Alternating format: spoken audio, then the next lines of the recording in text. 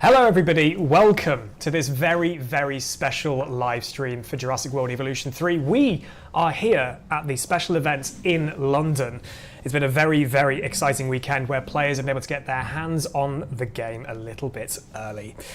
Thank you very much to our partners at Nvidia, Turtle Beach, Overclockers and Noble Chairs for making this weekend happen. My name is Rich, I'm a video artist at Frontier, I'm going to be your host for today. And if you're not entirely sure, you're tuning in, you're not sure what Jurassic World Evolution 3 is, it is a creative management simulation game where you get to create your own dinosaur park and bring your very own Jurassic World to life. Jurassic World Evolution 3 launches on October the 21st for PC, PlayStation 5 and Xbox Series X and S, and you can pre-order the game right now, and if you do, you'll also get access to the Badlands sets, which hopefully you should be able to see on the screen.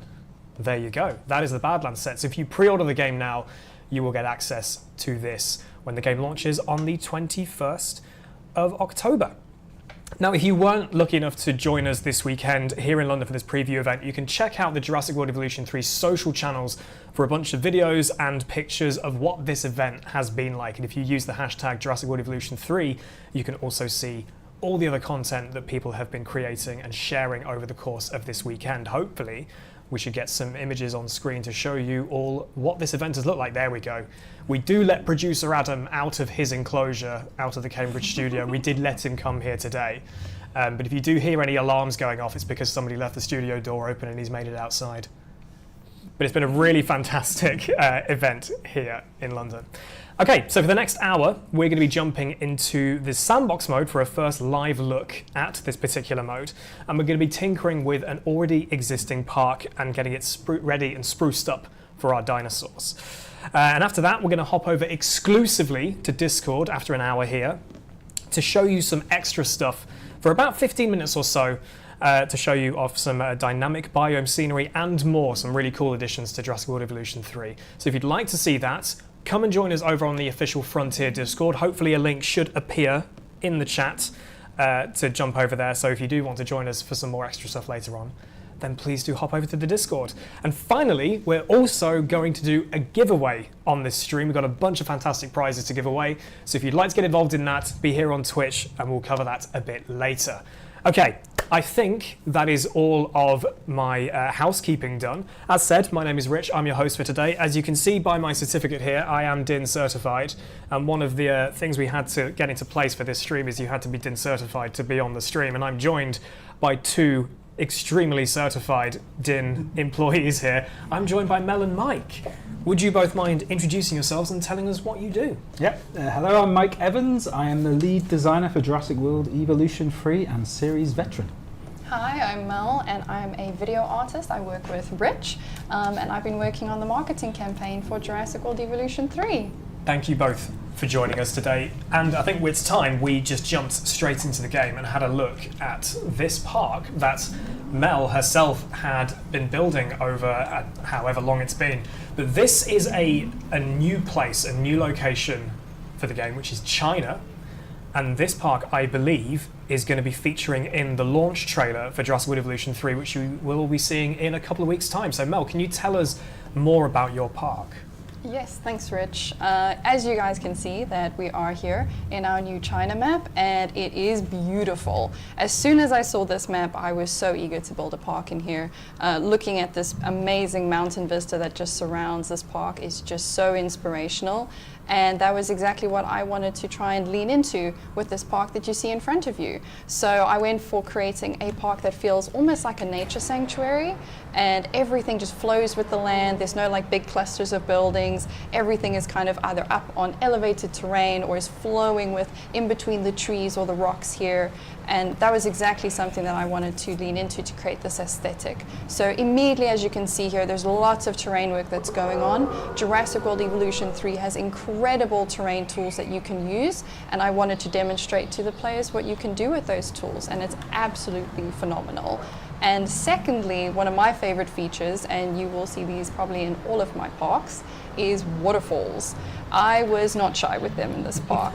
I wanted it to feel almost like it was carved by the water itself. So everywhere I could probably fit one, I started tucking in some waterfalls or just little pools of water around different areas of this park as well. And finally, the last thing that I used was actually the natural pathing that you see here. So you not only have man-made pathing available in the game, you also have a choice of different natural pathing or even invisible pathing that you can use. It looks absolutely phenomenal. And you've got a moment here, Mel, where you can flex something in your park. Just pick something to show the chat, something that you're really, really proud of, apart from waterfalls. Because you've already told us how much you love them. That's completely fair. Honestly, like, my favorite part is this section over here. I enjoy going hiking, and I really just wanted to make this whole area feel that if you were a hiker, like down on the ground, you were looking up at like either some of the buildings or our beautiful aviary on the right. And I mean, the guests themselves look like they're going for hikes in this park. Yeah, maybe there was a bit of work for them to get around. But also, if I was a hiker, I would then want to probably stop over here and look at this beautiful vista that is part of this map in China. It is stunning, and I can see the chats are really, really liking how this park looks. But I think we need to see what dinosaurs you've got in this park. Now, I believe there is an enclosure with Patagontitans and Gallimimus cohabiting here, and here they are. Absolutely beautiful dinosaurs. And we also have some juveniles running around. Oh, there's one there. Right there. There he's going pitter-pattering around the enclosure. Let's go zoom in on this little guy. Oh, Look. Aww. they are absolutely gorgeous. Going for zoomies. So this enclosure's got Patagontitans and Gallimimus together, but we are going to be also looking at a Chinese native dinosaur later on, the Guanlong. But we will cover that a little bit later. But for players who are familiar with the series, they can probably see that this enclosure looks quite straightforward, very, very familiar to what they're used to. We've just got a simple perimeter fence. But as part of Jurassic World Evolution 3, there is so much more potential for enclosures because we have natural barriers coming into play. So Mel, what is the plan with this enclosure today? That's right, Rich. So as you were saying about natural barriers, I'm going to go in today and delete all of this fencing and use our terrain tools to build a new boundary out of the terrain. Awesome. And while Mel is doing that, Mike, I'm going to bring you in. Can you tell us exactly what players can expect with natural barriers and how they work? Of course. So one of the big core pillars of Jurassic World Evolution 3 is creativity evolved, and as you've seen in Mel's wonderful park, the terrain tools, the things you can do with them are staggering. You can do extreme elevation changes, you can do waterfalls, you can do deep ravines and sheer cliffs, and it's through that the ability to make natural enclosures was born. So if you create terrain in such a way that dinosaurs can't navigate, so the steep sides of this plateau here that Mel's creating, that will create a perfectly safe barrier to enclose the dinosaurs and keep your guests safe. You can also use the new deep water feature for dinosaurs that can't swim or walk within the deep water. That's another avenue for doing a creative, natural enclosure. You can also use a scenery, so individual rocks and walls, you can place those, and that's a fantastic way of blending artificial infrastructure like this ranger gate here into the natural enclosure. Make sure there's no gaps for your dinosaurs to sneak out while still providing a means for your rangers to get access to the enclosure. So you can see Mel here using these are the individually placeable rocks, so these also still work as part of the natural boundary. That's So right. players have got a lot of play over this. They can do this completely themselves if they want to. But just on the rocks, while Mel was obviously, as you can see here, while she's flattening out this plateau, you can see the rocks are being generated along those walls, which is really, really cool. Do park managers, do players have a bit more control over this sort of generated rock absolutely. work? So we have this fantastic set of compound brushes that are designed to dress the terrain for you. You get all of these fantastic detailed objects like the rocks on the sides of these cliffs and the lilies in the water. But if you don't want those rocks, you can use these other brushes, these material brushes, to just paint a specific texture that you're interested in. And by feathering the intensity of those brushes, you can sort of get like the halfway house that you would like. You know, you can always put a bit more rocks back in, like here. And if you want absolute total control, you can just hand place every single rock that you want and scale them and rotate them and get them exactly where you want them to be to get the look that you're after. That's very much my approach, but I love placing things one like just individually as we go. Yeah, we're trying to be accessible. Yeah, exactly. But obviously, you know, park managers have got such easy means of creating. I mean, Mel's just done this in a matter of like a minute or two. Yeah. It's so quick and easy to do that. So all these new terrain tools are coming into play. I'm sure players are very excited about them. Are there any tools, Mel, you specifically, that are excited about or have been excited about using you'd like to show off?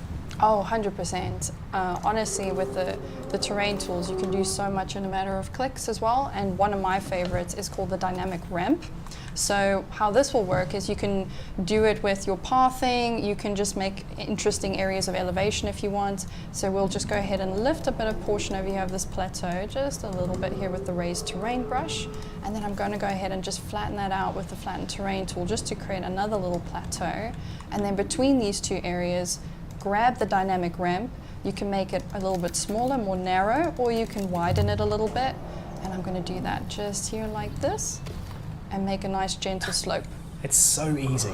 It's one of my favorite tools. I use it all the time. A great addition to the game. Yep. And as you see Mel here, she's using the smoothing tool just to take out those sort of sharper ridges, but while keeping that sheer cliff in place so that the enclosure remains closed for the dinosaurs in this enclosure. And now obviously Mel's using some of the brushes to put the foliage back in. The same ones that, as you can see, just as you touch towards the edge there, is bringing the rocks in as well. So depending on where you're painting with these brushes will depend on what it does. They're sensitive to the slope angle, proximity to water. It just changes how they look. It's really easy to use and it looks fantastic. It really does. So Mel's put this plateau in to separate this enclosure with something we'll get to a little bit later. But this looks really good. The potential here for like guest accessibility, we could do something with this. But that's kind of teasing you for a little bit later. Well, we're going to stay in the Pascotype and the Gallimimus enclosure. And as you can see, there's a mix of all the different foliage types. There's water, there's obviously some rock work in place. Here we've got another juvenile Pascotype having a great time, doing some zoomies. Fantastic. Still very big zoomies, but still zoomies nonetheless. This enclosure does look amazing, but I don't want to call you out in front of the entire chat, Mel, but I feel like you are missing your signature piece when it comes to your park builds. Could you show everybody how easy it is to create waterfalls in Jurassic World Evolution 3? Happy to. I think for this enclosure, because we're going for such dramatic features, I think I'm going to build a 2-tier waterfall, and I can show you how quickly this can be done. So first of all, almost similar like what we did with the ramp tool on our plateau, we're going to lift the terrain a little bit here. There are some Gallimimus in the way here, so I'm just going to work around these guys here. So I'm just going to lift this terrain up like so, create a nice little flat space. The terrain here is obviously going to consider the dinosaurs there as well. We don't want them to suddenly get a bump. So that's how we're going to lift that like that. And then what you can also do is when creating your waterfalls as well, if you need to flatten out that terrain, you can also use the water tool to do that directly. But like I said, I want to make a 2-tier system now that our galleys are a little bit out of the way here, and I'm going to flatten that out as well. There we go. We'll just make this a little bit bigger, something a bit more dramatic. And there we go. So, there we go. Just while Mel is doing that, I do apologise if you can hear voices in the background. That isn't Mike muttering away to himself. I'm afraid not. That we actually, because of, like I said, we are live here in London. We do have the preview event, the tour happening right outside our window. Players getting the chance to experience some very, very cool stuff here in London. So apologies if you can hear that at the moment. We might have to pick another area. I was going to say, I think your dinosaurs are very much getting quite involved in your placement of a waterfall. I think they're just excited, Mel, understandably. They're very excited to get a waterfall in their enclosure. I think we'll do it in the centre. Yeah. Make it more of a centrepiece of our enclosure, rather. Watch as they immediately come and investigate this as well. Yeah, watch. Whenever you want to build in your enclosure, your dinosaurs might get in the way a little bit there, but that's just because they're very, very curious. So we're going to place the water here. And then you can do this with shallow or deep water, and there we go. There we go. Just a couple of clicks and it's done, if your dinosaurs are not in the way. It's so simple, but you've also still got control over all of this foliage as well, and the rock work on your raised plateau there, using those brushes. Yeah, absolutely. There's even a special demolish brush within this environment tab. You can specifically target the detail objects you don't want to be there, and if you want to bring them back, just reapply the compound brushes, and and between the two of them you can get the look you want. It's so simple to achieve something that looks so beautiful. And look at, here you go, here's a Patica Titan just having a wade through the deep water. Fantastic. And this guy here is actually perfectly demonstrating something that we're going to actually talk about, which is deep water. Obviously natural barriers, we've already shown you how to use it with terrain, but you can also use deep water as part of a natural barrier. And players have already seen in some of the previous stuff that they've seen for the game, we've got semi-aquatic dinosaurs, and you have got the likes of the Patica Titan that's just this very, very large species. How does all of that play in together when making natural barriers, Mike?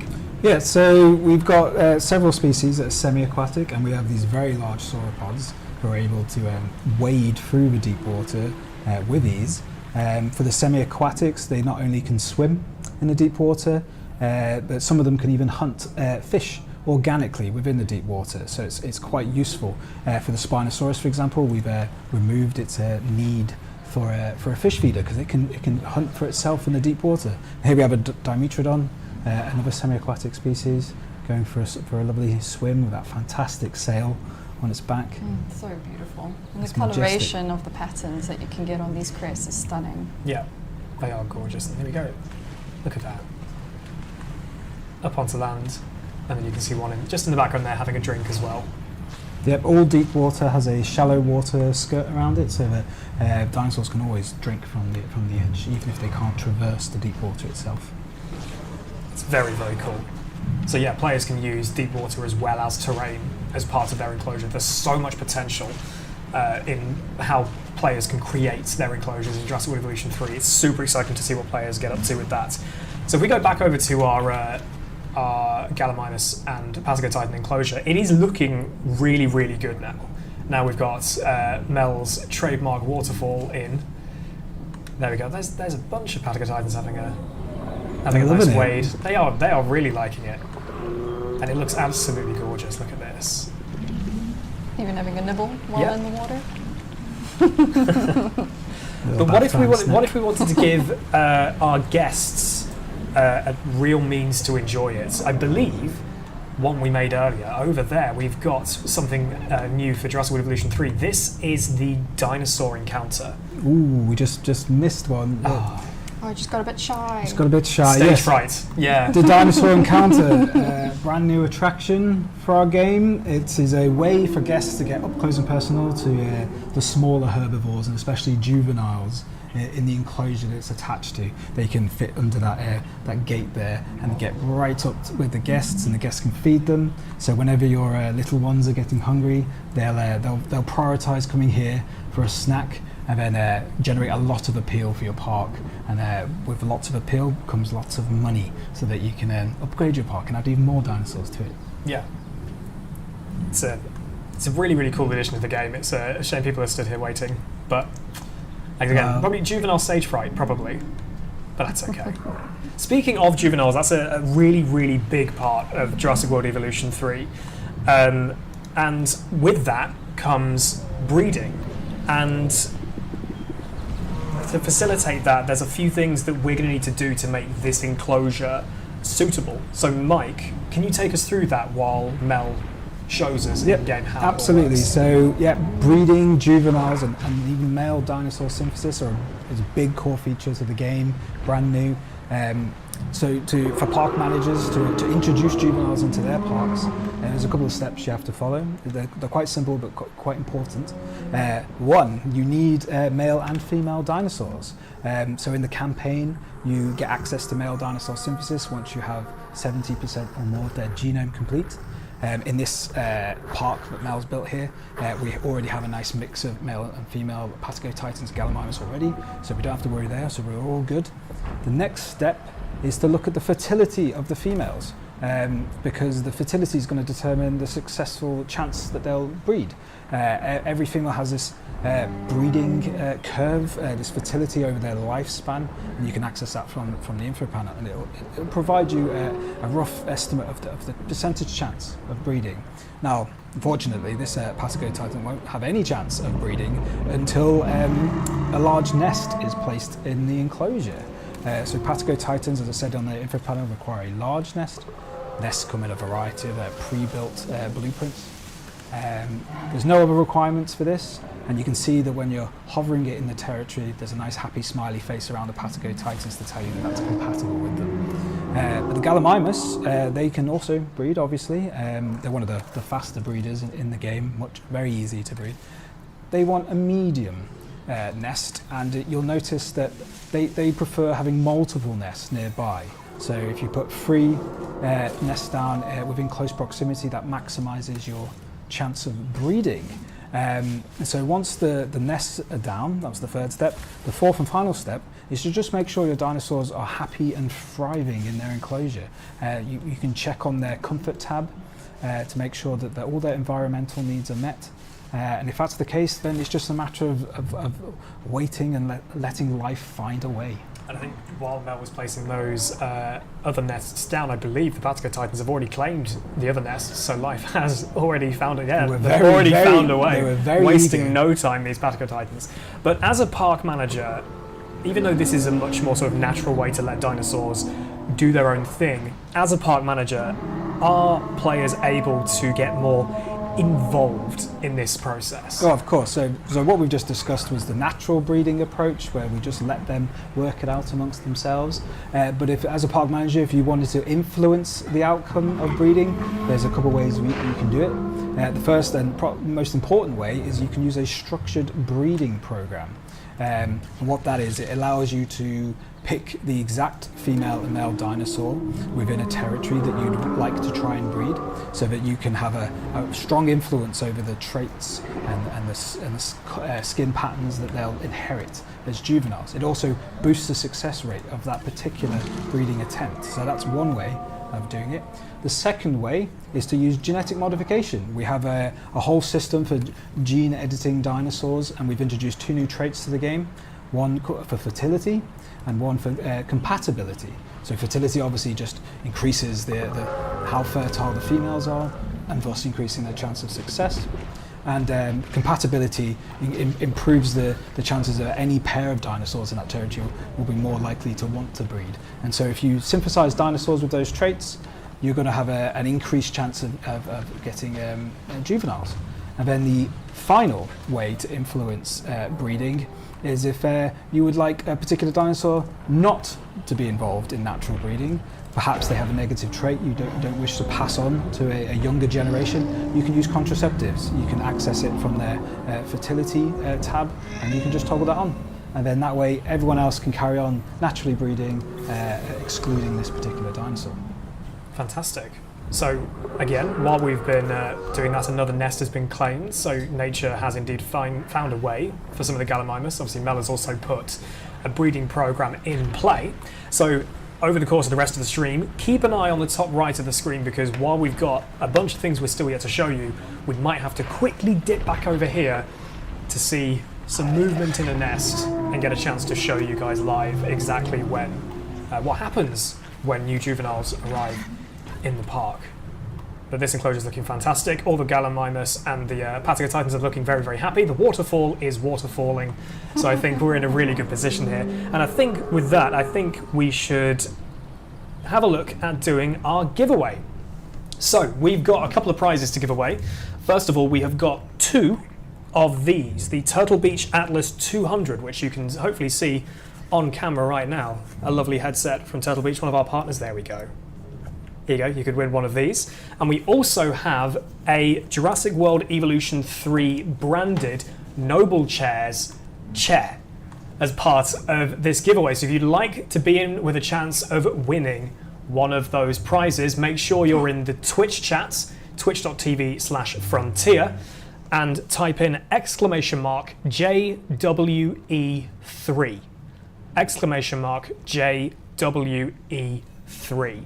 to be in with a chance of winning a Noble Chairs Jurassic World Evolution 3 chair or a Turtle Beach Atlas 200. Yep, I can see it all in the chat now. Please go to frontier.co.uk/legal for any terms and conditions, etc.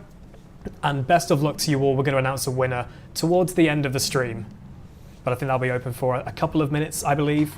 So get your exclamation mark JWE3 in the chat now if you want a chance of winning. While Mel shows off the lovely Gallimimus just having a drink and a wander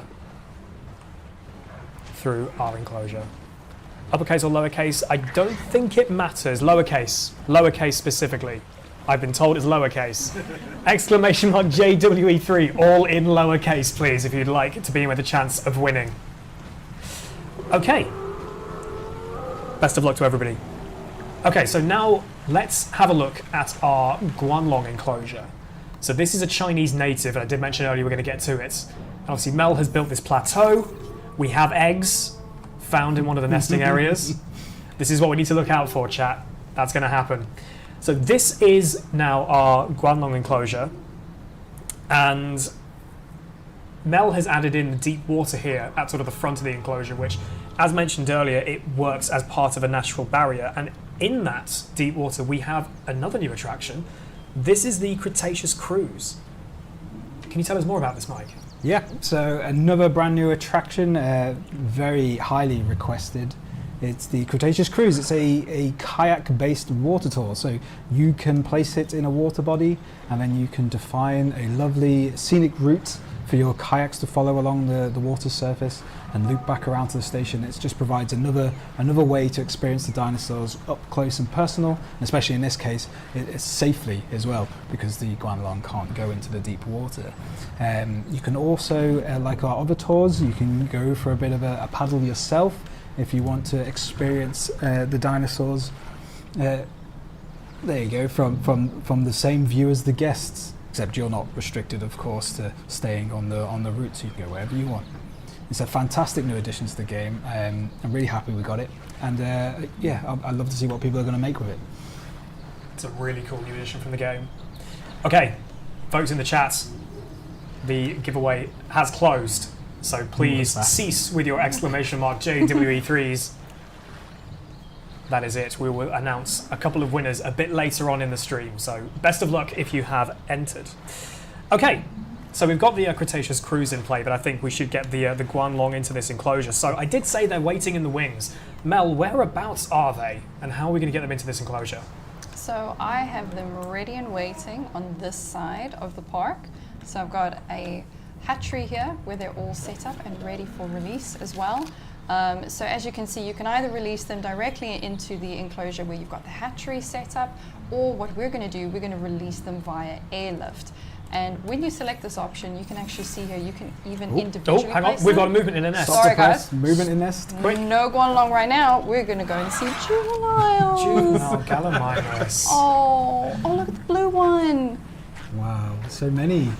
Oh, And some little hops and some little steps. it's so cute. There we go. Oh, and there they go. That's it. And they just straight into zooming around.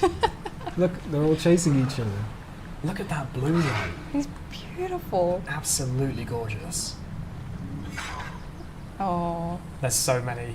It's fantastic. So many more chances for them to end up in the dinosaur encounter attraction. With just three so nests. Yeah, 3 nests. So many more Gallimimus for the guests to see. Life has indeed found a way. Yeah. Oh, and they're running again. They're full of energy. Full of energy. I'm sure they're going to crash out soon. Yeah, and have we're going to come back over here a bit nap. later, and they're all going to be fast asleep. Completely tuck it out. Okay, Amazing. Guanlong. Let's see how far through we can get before something else happens. So Mel, where were we? We were just about to release them via the airlift. And as I was just demonstrating before, we had juveniles. You can deliver them one by one from the hatchery, or what we're going to do is use the new feature called a delivery zone. Yeah, so the benefit of the delivery zone is that it delivers all the dinosaurs at once in a single crate, which is not only faster, as Cabot likes to say, but also saves a boatload of chopper fuel. But the real benefit, I think, to the delivery zone is it provides a release moment. sorry, Mike, we got Ooh. movement again. Whoa. Again. Again. It's the Gallimimus again. I did say they were fast breeders. These, I think, all aspiring park managers should try their hand at breeding Gallimimus first to get a taste of it. Soon we'll be overrun in Yep. this enclosure. It's plenty big enough, I'm sure. And Did you get the Guanlong on the way? Are they Guanlong is route? on the way. They and are en route. Just while they're on the way, I'm just going to make sure that this This is definitely- enclosure is secured. Yep. Make sure this is a sheer cliff face on this Yep. side, just while I had my eyes on that. And There's the there they chopper. come They along. come. Yeah, so as I was saying before, the real benefit, the real standout feature of this remote delivery to a delivery zone is you get a release moment. We all love the release animations from the hatchery, and this just provides a way to do that Yeah. remotely across the park. As a player, I never skip them.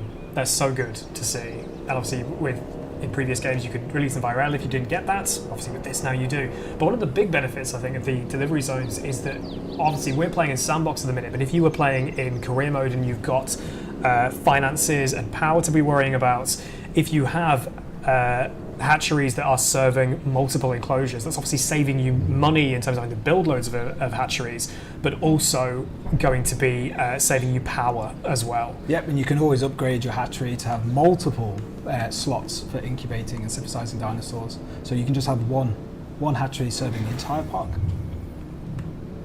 Awesome. Okay, let's click that before we have more juveniles somewhere. And here they are. Beautiful. Oh, This is the Guanlong. They look beautiful. I Absolutely really phenomenal. love the male Guanlong, the orange ones in the background. I think they look fantastic. It's my favourite brand new dinosaur for Jurassic World Evolution 3. they Have a are closer absolutely look. gorgeous. So this is the male. This is the male one. They're Isn't that beautiful? such distinctive sort of snouts. It's got a crest on their snout, and they've got feathers as well. I love the feathery tail. Absolutely beautiful. Oh, I think And that's if- stunning. Players who are watching this who would love to have the Guanlong in their parks, the Guanlong is part of the deluxe edition of Jurassic World Evolution 3, along with a bunch of other things as well. So if you'd like to have the Guanlong in your park, make sure you pre-order the deluxe edition of Jurassic World Evolution 3, and you can pre-order that again right now for PC, PlayStation 5 and Xbox Series X and S. And once again, if you pre-order either the standard or the deluxe edition of the games, you will also get access to the Badlands set.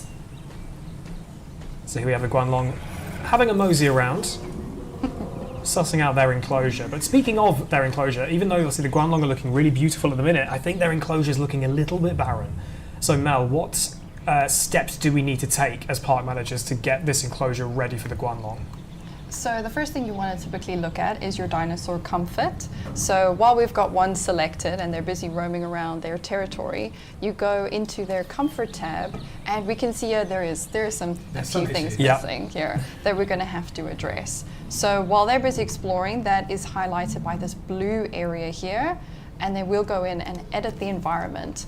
And now when you're making changes to their territory, you typically want to edit within the confines of this blue highlighted territory. Because if you edit outside of this, they'll probably go and discover it, and you might have to tweak a few things afterwards. You might have too much of one element, and maybe you'll have to reduce it down to make way for another. So we're going to start by having a look at some cover. And luckily, everything is marked with a little heart. That is their preference. So we're going to go in here and place a bit of woodland. And like all of the compound brushes, you can change the size, you can change the intensity. And I'm just going to put up that intensity just a little bit here, maybe make it a little bit thicker, and just start adding in some cover for our Guanlongs. And you can already see in their info panel here, things are already starting to go up. It's already favoring for them as well.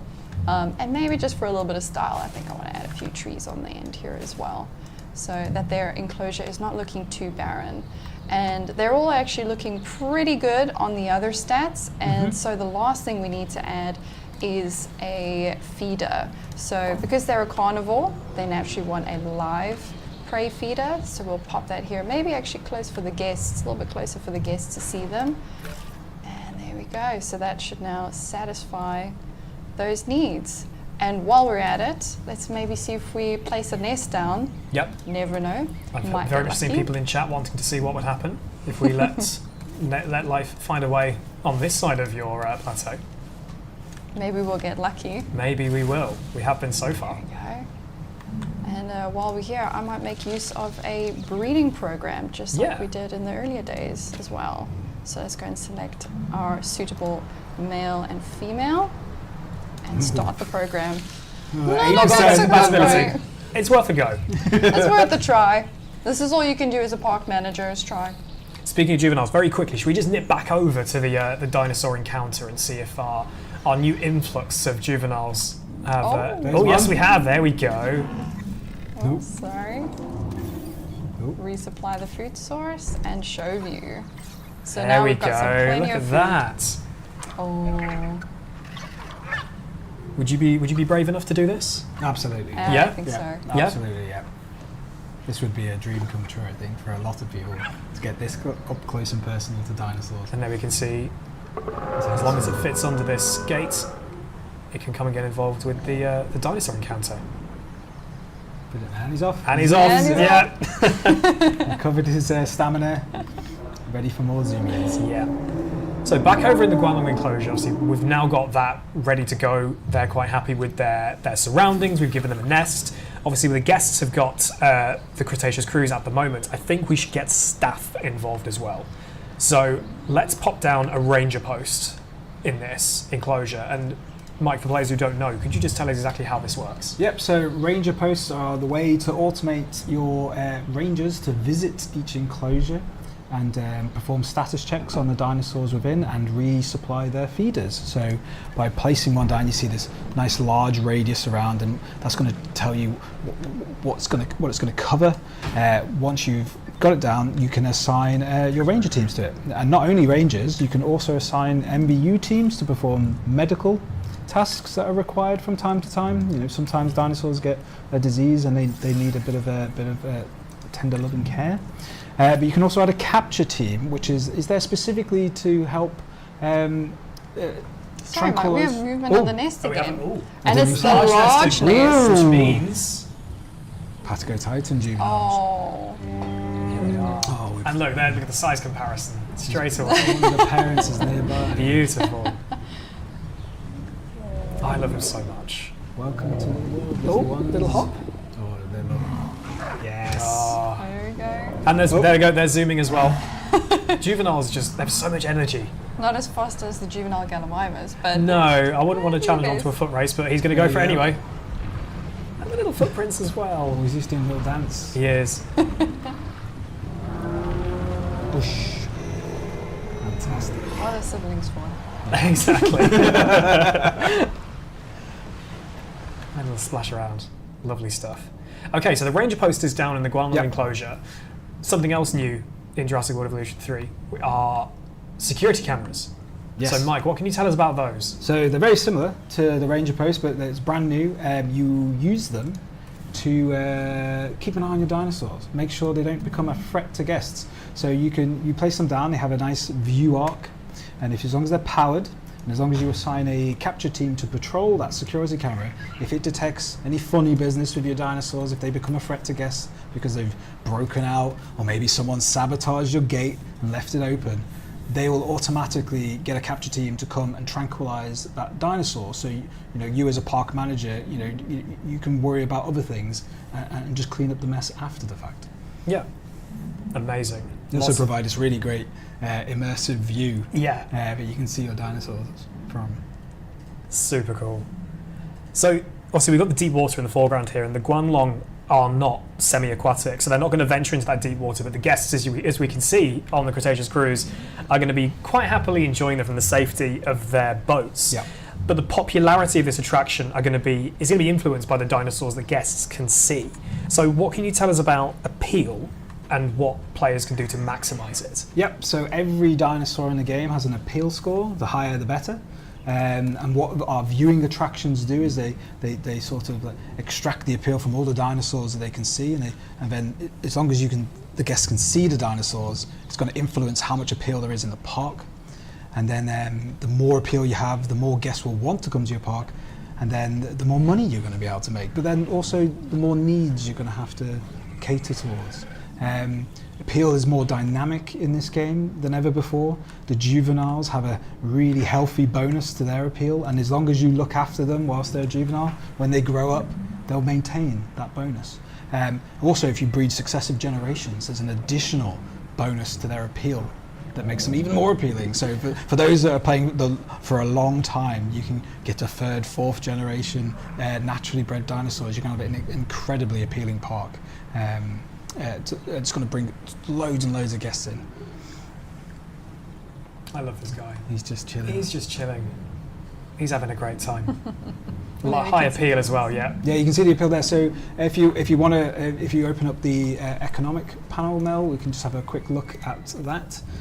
So this is the place where you can see how your appeal is going to affect your profit. So on the left, you can see the total appeal in the park and how many guests that's going to try and bring to the park. And in the center, you can see how many guests actually come to the park and how much money you make from them. And you can see what do you have to do to bring more. So guest comfort is a little bit low in this park, Mel. You're going to have to step up your park management game a little bit there. And I did the training. Yeah, you got. Yeah, this just tells you like more appeal, more guests, more money, more income, more dinosaurs, bigger park. Everything just works together in perfect harmony. It's lovely. But as Mike said, I think the guests need something else now. Yes. To get involved. So if we go back to Mel's plateau here in the centre, I think it's time we made this accessible to guests. So Mel, what's the plan with adding some viewing galleries to this space? So the first thing we'll need to do is make sure that our guests can access this space as well. So I'm going to remove some of these trees as a first step as well, just make a nice open space here. And then we're going to use our pathing to connect it down to this bottom plateau over here. And when like I mentioned earlier, you've got a huge selection of pathing that you can use, as well as natural pathing or invisible pathing as well. Mm-hmm. I'm going to go ahead and use one of our classic main thoroughfares. And I think, I'm going to keep it as a large. I'm expecting a lot of footfall here, especially since we have so many juveniles coming into our Gallimimus and Patagotitan enclosure. And then I'm actually going to turn on Adjust Terrain. This is a new feature, which I'll demonstrate in just a moment. And I'm going to go and change the color as well. So you can choose from a color here on the color swatch, or you can even go here for a bit more control, maybe make it a bit darker, lighter, or even just change to a shade that you prefer. I think I'm going to go for something a little bit more bright, maybe a bit of orange. I kind of like orange. And then here we go. Place the pathing down, connecting to existing pathing network, and you can already see a ramp beginning to form. And like always, you can do straight or you can do curved path. And with just one click, it has flattened the terrain for you and jointed to that lower level. Which is really, really nice. It's very useful. It's such a handy tool. I was very, very excited when this came in. And then, kind of taking a look at it, I don't feel like it quite matches in the park that I've created. So I think I'm going to go in and change that to a natural path again, my own preference. And what's nice is you can do a very simple click and replace here with your pathing. So hovering over, you can go in and change it to your preferred pathing. And then also, if you want to change a larger area of your pathing, you can use a brush replace tool. You can expand the radius to cover a bigger area, and you can go in and change multiple paths to something different. This affects the type of path, the color, and even the width as well. So you can go make them a little bit more narrow, or actually just bring in a new color if you want to. So cool. So easy to use. So let's drop in two of our viewing galleries now, Mel, if you wouldn't mind. Absolutely. So as you can see here, here's all of our attractions that are available in Jurassic World Evolution 3. And we're going to give our guests just a nice front row seat to the dinosaurs using our viewing galleries as well. And you'll notice that as I've grabbed the viewing gallery, you can see that the UI has got a big selection here, a variety, I should say, of different blueprints that are pre-built available in the game for you. And if this is something you want to maybe try something else, you can go down to Community Creations. And this is linked to our Frontier workshop, where the favorite creations from other players from across different platforms will be made available to you. You don't even have to exit your game. You can just grab it down below and put it straight in your park. So I'm going to go ahead and place down these viewing galleries. I think one on this side, and then we'll have one overlooking our Guanlong as well.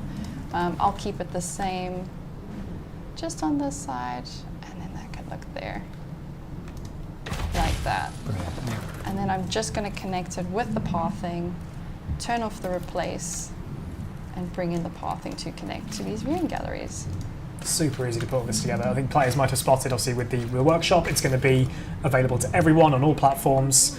And at the moment, it did say on the UI that it was offline. That's because we are using a dev build at the moment. Obviously, we're not quite to October 21st yet.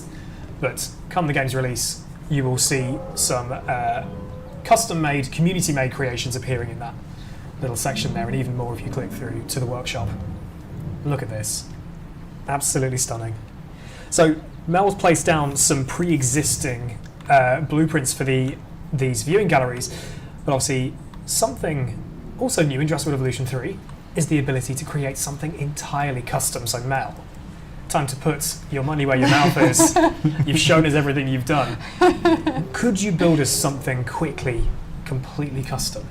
Absolutely. I think what I'm going to do here today is just something very simple. I'm thinking of creating just a little plaza area for the guests to walk through, and then it connects to our viewing galleries on either side. So the first thing I'm going to do is place down some flooring. And as you can see here, that we actually have something called flattening foundation. This is something we're going to demonstrate later in our Discord, so please stay on for that as well. But I want, for this look, I want it to match the rest of the theme that I've got in this park. So I'm going to go ahead and filter for the Europe theme over here, and then grab some of this brick square flooring over here. Something nice and big. And you can see as I've grabbed this piece, with modular building, you can use pieces that are either on a grid or off grid as well. And the benefit of having the grid system is that you can build something really accurately, such as the buildings you see on either side here, and everything will align from the walling to the roofing as well. So you don't really have to sit there and fiddle around with aligning those pieces. So you can see this is also joined on one system here. And then if I want the guests to be able to walk on this, so I'm going to select this group and then just put it a little bit there into the ground, maybe just move it a bit more central. That's perfect, yep. Like that. There we go. So the path beneath this is going to be where the guests are going to be walking themselves. Yep. What Mel is building here is essentially just a nice cosmetic flourish to the park. Yeah.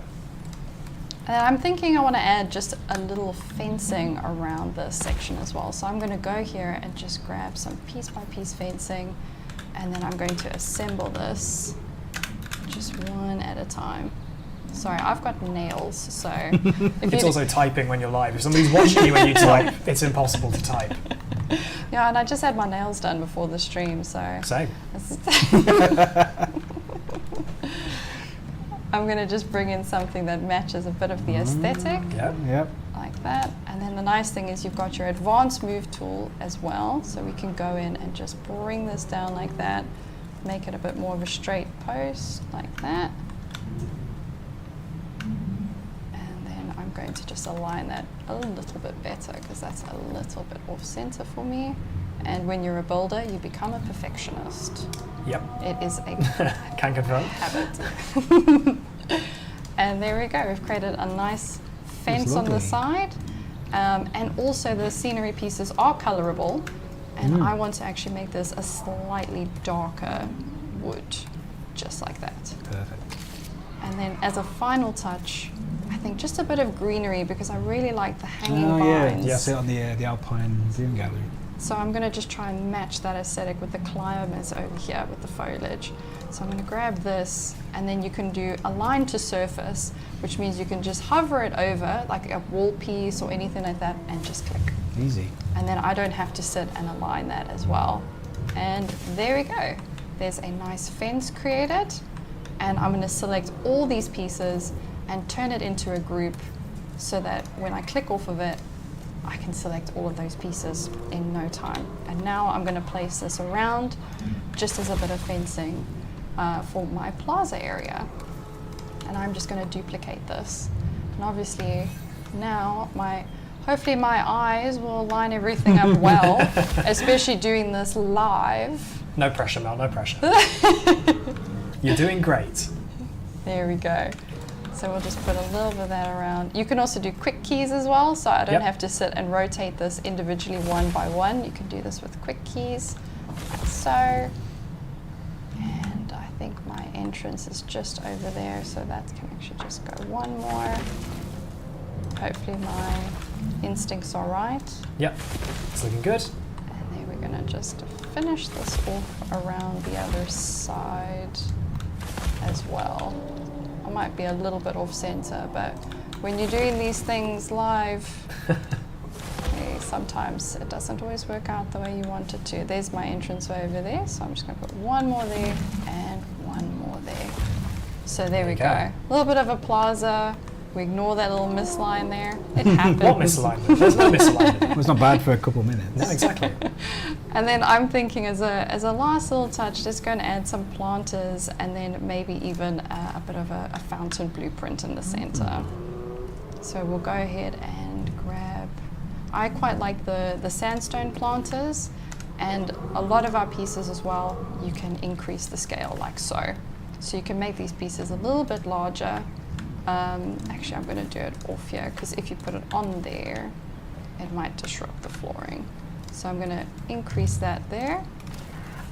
And then I'm going to just grab a tree, I think. Just something, happy little tree. Just something small to place in here. There's, as you can see, there's also Mel's going, there's loads so of much to choose from. I think Mel knows exactly what tree she's after. There we go. Been in the scenery tab for a long time now. And then there we go. I'm going to add these around as just a bit of decor. Make sure it's somewhat aligned. There we go. But much like, obviously, Mel having created this planter group, this fence group, these are things that you could just upload to the Frontier Workshop. That's for right. absolutely anybody to get their hands on and get involved in their park. It's super, super straightforward. Absolutely. And then speaking of blueprints, even in-game, there are a variety of blueprints available for you to grab and go and decorate your park. So I'm going to grab, that's a little bit big. That's a bit big. quite big. Maybe, yeah, that's a little bit better. That fits the center. And there we go. There we go. There we have it. Just something very simple. And a lot of these pieces are colorable, as I've mentioned before, so you can go in and change it however you want and decorate your park. It's entirely up to you. No, it's looking fantastic.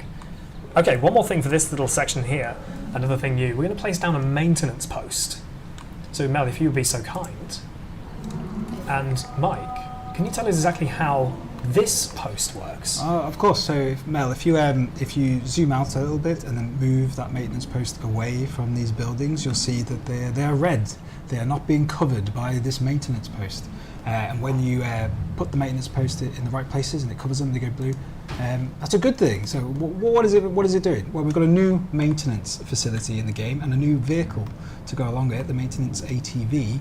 And what these teams do when you assign them to patrol the maintenance post is they'll drive around between them and they'll inspect, they'll repair, they'll reboot and resupply all the infrastructure within range of those posts. So no longer do you have to manually issue a task to repair a broken fence, resupply a backup generator. You can just have your maintenance team do it. So you can concentrate on running your breeding programs, sorting enclosures out, building natural enclosures, using scenery like Mel's doing here, decorating your park. You can basically automate away some of the trickier management. So you can just concentrate on having fun with the rest of the tool set here. That's super cool. So we've got our viewing galleries in place, and now guests have got a means of seeing our dinosaurs from ground level. But what if they could see everything from up high? Well, that would be incredible. That would be quite incredible. And I think new to Jurassic World Evolution 3, we have the balloon tour. That's right, yeah. So we've got this is my favourite new attraction, another highly requested attraction, I must say. It's a balloon tour. Like our other tours, there's a couple of varieties of blueprints built into the game that you can use, and you can obviously make your own, and I'm sure on launch there'll be plenty in the workshop to download. And you just place it down there. You can see that there's a beautifully big balloon. You can change the colour of that balloon. There's some skins that you can change as well. But the standout feature of the balloon tour, being a tour, and you have to build a route, is that it can be placed on top of anything you can put this balloon tour wherever you'd like, and it's a fantastic addition to a park. After you've already established the ground level attractions, you can get just that extra appeal by having a nice lazy balloon tour drifting above your park, just capturing all of that appeal from the dinosaurs that maybe the viewing attractions might have missed. Yeah. You can even have these routes overlap other balloon tours. If you can have many balloons tours in your park. And I see Mel's completed the tour. It's open for business, and guests are eagerly onboarding that balloon basket. Mm-hmm. And there's also this fantastic VFX of the burners at work, which can look particularly good at night. Fantastic. Like a nighttime park. So one thing quickly before we jump into the balloon, I've seen a lot of people asking. I did see that I think the Guanlong went into the nest. Have they? Can we double check and see if there are any juveniles before we hop into the balloon? Absolutely. Let's take a look at our map. Yes, I think there are. I think Yes, there are. there's They more. were- There are. There is more than there were before. Maybe We There have a we juvenile, go. we do. There we go. Look at that. Apologies, we fur. missed the sort of reveal from the nest, but there you go. A juvenile His Guanlong. little tail is not quite as. Not quite as floofy. It was a nice comparison. It's fantastic. Oh, So again, if you want to have the Guanlong in your park, these will be part of the deluxe edition of Jurassic World Evolution 3, which is available to pre-order now. There you go. There you go, chat. Okie dokie. I think now the balloon should be relatively overhead by this point, I think, shouldn't it? Based on the Ooh. ish. Balloons Balloons It's are- a- it's a balloons speed are limit. quite We're getting sedate. there. The wind can only blow so hard. But then And of look at that, course, you can there ride you along. go. You can ride along the balloon and just see your park from a whole new angle. It's absolutely stunning. see the sun glistening off the aviary and just take it all in. It's gorgeous. The game looks fantastic. Oh, I love this map so much. It's so beautiful. I need to remember to speak because I think I could just sit here and just watch It would this. make a fantastic screensaver. wouldn't it? It would, wouldn't it? Absolutely. Well, I think it's about time we revealed our winners of our giveaway. And as said, there were two of these headsets to give away from Turtle Beach, the Atlas 200s. And there is also one Jurassic World Evolution 3 themed Noble Chairs chair. And I'm very excited to say that Laxon12 and Commander Dave Tinman, you have won a headset each. Well So done. congratulations. And to our winner of the Noble Chairs Jurassic World Evolution 3 chair is Ferg. There's 3 Gs. So congratulations Well to done, you. Keep an eye out for a Twitch Whisper, I believe, from the official Frontier channel to get your information. But congratulations to you all on winning there. But that about wraps up our time here on Twitch. So thank you both so much for your time and your insight into Welcome, Jurassic World Rich. Evolution Thank 3 you. today. Really, really appreciate it all. Obviously, the amount we achieved in about an hour is really impressive. It just goes to show how easy it is to get stuck into the game. Genuinely, it's fantastic. And thank you to all of you for joining us today as well. And if you've liked what you've seen today, Jurassic World Evolution 3 is available to pre-order right now on PC, PlayStation 5 and Xbox Series X and S. If you pre-order either the standard or the deluxe edition of the game, you will get the Badlands sets. There it is again. And if you pre-order the deluxe edition, of course, you will get the Guanlong, which you saw earlier. There we go. That's the deluxe edition of the game. You can get the Guanlong into your park and those lovely, less floofy-tailed juveniles as well into your parks. But thank you all so much for joining us here on Twitch. If you'd like to see some more, including dynamic biome scenery and those foundation flattening pieces, please join us over in the Discord for an extra 15 minutes or so, I believe. Yeah, you can see links in the chat there. So if you'd like to come and join us over on the official Frontier Discord, then please do. If not, thank you so much for joining us today. Thank you again to our partners NVIDIA, Turtle Beach, Overclockers and Noble Chairs for making this possible. Thank you all so much and we'll see you in the park on October 21st. Bye-bye. Bye-bye. Hello, Discord, hopefully. Hello, thank you for staying with us. So we're going to be with you for an extra sort of 15 minutes or so to show you a couple of extra bits and pieces, including dynamic biome scenery. So, Mel, what is the plan for our lovely lot who've continued to stick with us here on Discord? So for this segment, I'm going to use the flattening foundation floor pieces that I spoke about earlier, and then I'm also going to show the dynamic biome scenery that Rich is now mentioning. Yep. And I'm going to assemble that into a very small blueprint, save that out, and then we're going to load into one of the other maps to demonstrate what actually happens with the scenery pieces. Yeah. Cool. So what actually happens, hopefully, with the dynamic biome scenery, is that it's going to pick up. It's going to change based on the biome that you're in. So we have a selection of dynamic biome foliage and dynamic biome rocks. So when Mel creates this blueprint, she's going to use those that foliage and that rocks, and it's going to be appropriate to the biome that we're in right now, which is a temperate alpine biome. And then hopefully we're going to move into a desert, and we're going to see how that change is picked up in the resulting blueprint. So this is the foundation flattening pieces that we've all collectively sort of mentioned earlier on. So when you've been placing down, when Mel's been placing down things like the viewing galleries and things like that, they have this sort of grey underlay, which when you place this down, if it's on sort of undulating terrain, it will immediately just flatten it to be completely flat, to make it so any kind of path and stuff can just be easily attached to it. It makes things nice and straightforward. So all our buildings have it built in. Yeah.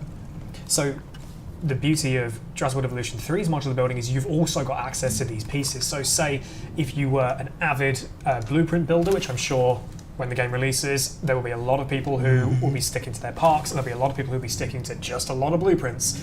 These are going to come in really, really handy if you've got a very specific idea as to how you want things to look surrounding your particular masterpiece, be it a building or like this, a bit of a centerpiece, a bit of a fountain.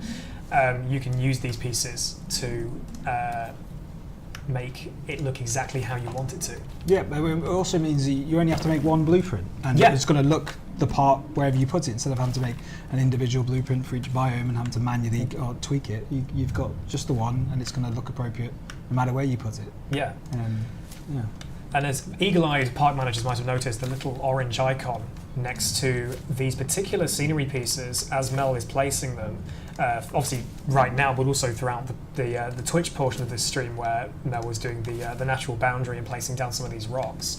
So what exactly are players to expect when building a blueprint out like this and using this particular scenery? I mean, in fairness, we're about to show it, but so what have you got? What have you got going on here, Mel? What's the idea with this?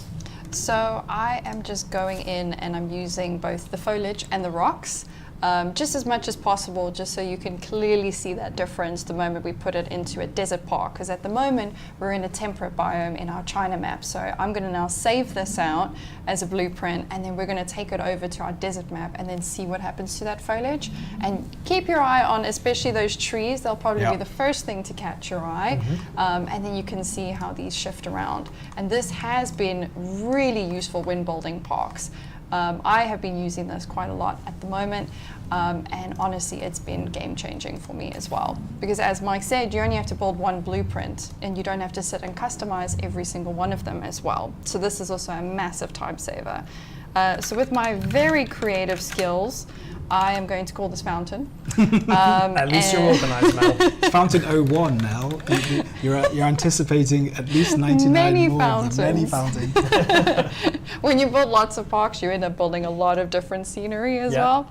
And then I'm just going to go in and say what I used here in this blueprint, and then also the foundation pieces as well. Yes, no typos. Amazing. I was about to say, that's very well done. With There we my go. long nails. There we go. So we've got that blueprint ready to go. Yep. So and then we're now gonna load Mel up. is going to jump out of that park, and we're going to go load into a different one.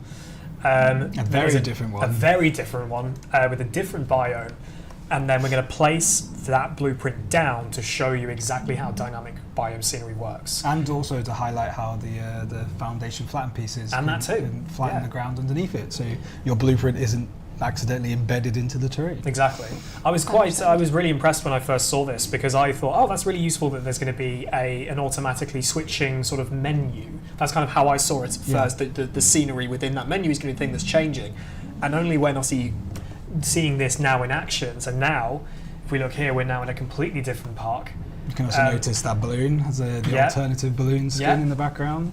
Eagle eyes. Eagle Good eyes. spot. And even though we're here in a desert biome, there are still waterfalls everywhere because this is a Mel park. This at is the end of a the day. desert oasis. Maybe. If you're ever watching any of the trailers for Jurassic World Evolution 3, if you see a waterfall, you know exactly who was behind it.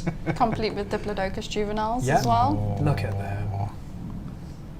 I think we're going to take a moment to actually just appreciate the park again before we The balloon. In we the get down to distance. business with this blueprint. There's the balloon. Oh, just it's in the fantastic. background. There's some Yeah. zip The Jurassic lines, Park. some aviaries, fantastic waterfalls everywhere. Yep. Well, it's kind of like an oasis on this Yeah. side of the park as well. The idea was to have something where it feels this is where the guests will come, and so there's waterfalls and a lot more plant life. Whereas on this side of the park, you can see it's a little bit of foliage, one cheeky waterfall, I will admit. Oh, I do like One that. cheeky waterfall. I've seen at least two. we have a live birth. Ooh. Live birth imminent. Oh, that's lucky.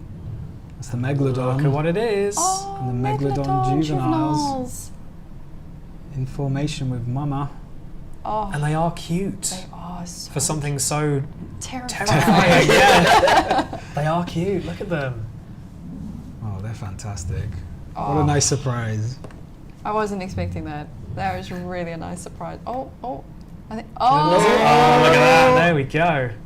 That's perfect. That's lovely. Oh, What were we doing again? right. Something we were, about blueprints, I think. Yeah.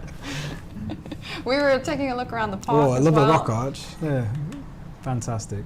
Love a rock arch. We got moving Oh in a my nest as goodness. well. What else have we got? Oh, your favourite It's my race. favourite. The Utyrannus juvenile.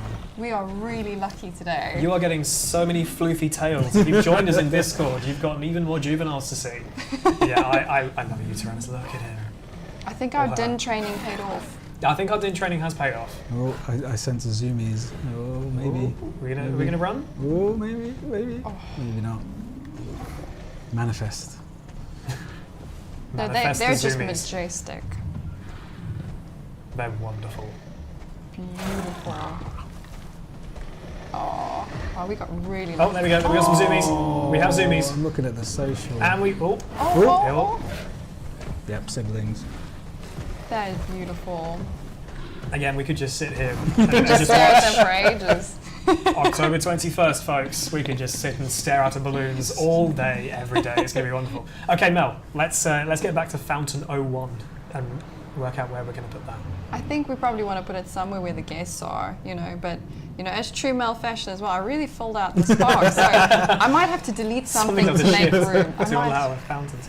I think so. I think this big amenity building is unfortunately going to have to move, but I just also have to point out, just look at this beautiful architecture on this blueprint. I think it is so stunning. This is one of my favorite themes. I just had to point that out as well. I thought you were going to say this is one of mine. Just like, say, look at how amazing this is. Oh yeah, this was me. And it works so well for a desert park as well. Yeah. Yeah, it does, yeah. So to demonstrate the flattening foundation pieces, I'm just going to go here and quickly roughen the terrain because obviously everything is flattened already from the foundation pieces on those blueprints that I just deleted. Yeah. So I'm just going to go and lift this just a little bit. I'll do. Don't have to be too much. There we You go. can see it's, yep. Can see it's a bit Undulating uneven. And then going into the scenery tab, this is where my blueprint, there we that's right go, at the top. Fountain 01. Made There up of it 41 is. objects. Oh, look at that. Huge For a difference. second I thought, oh my god, that's not the right one. But no, it is. That It is is. the same That's the one. one. Look how drastically different Yeah. the foliage is. It's completely different to what you saw in the temperate biome as well. So this is something that you can experience with this dynamic biome scenery. So if you zoom in, you can also see the rocks, the material on the rocks has Yep. changed to a Rocks completely has different changed. colour, It's all different. matching the biome. All those flowers as well that Yeah, I they put were in sort as of well. a more changed to orangey more colour now, desert. weren't they? Yeah, it is so awesome. It's so powerful. A lot of this this dynamic scenery is baked into our existing blueprints, so that you put a viewing gallery in one biome and you put the same viewing gallery in a different one. And, if there was foliage as part of its decoration, that would also update. Yeah. We can definitely see park managers who are really big into their blueprints making absolutely amazing use of these new features in Jurassic World Evolution 3. I agree. And then sharing that out as well on the Yes. Frontier Workshop. Yeah, as available to well. absolutely everybody. Everyone can benefit from this as well. Well, there we go. I think that about wraps up our little extra time here on Discord. And as much as I've already thanked you both once already, I'm going to very much thank you both again You're for welcome, your extended time here it's a with pleasure. us on the stream. And thank you, all of you, for joining us as well. If you joined us from the Twitch stream into Discord, or you were here already, really, really do appreciate your company. And again, if you want to pre-order Jurassic World Evolution 3, you can do so right now for PC, PlayStation 5, and Xbox Series X and S. If you pre-order the game, either edition, you will get the Badlands set, and if you pre-order the Deluxe Edition, of course, you will get the Guanlong that you saw earlier amidst a plethora of other things. But thank you all for being here. Thank you both. And Thank you, Rich. Thank you. thank you all so much for watching. And we'll see you in the park. Bye-bye. Bye-bye. Bye.